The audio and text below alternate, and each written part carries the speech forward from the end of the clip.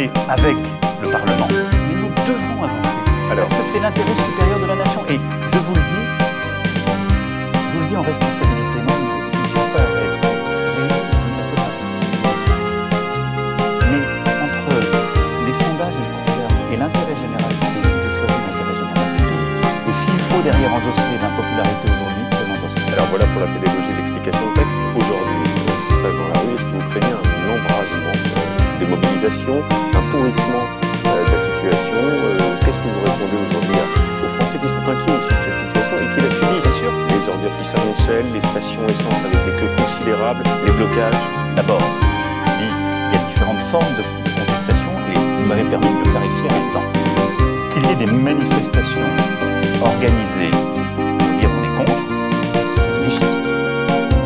Et je salue d'ailleurs l'esprit de responsabilité de l'ensemble des syndicats qui, dit par proposé de compromis, ont été contre, clarté, je le respecte, mais ça a été fait de manière calme, organisée, front de masse, normal. À côté de ça, il y a des blocages, il y a des violences. Les violences, il faut les condamner. Ni les factions, ni les factions.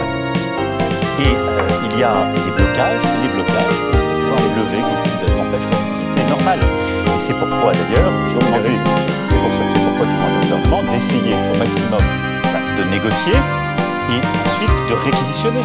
Ce que nous avons pu faire sur les ordures ménagères, par exemple, dans certaines grandes villes, ou sur les raffineries, à chaque fois qu'il faut le faire, ça a commencé, et ce sera fait pour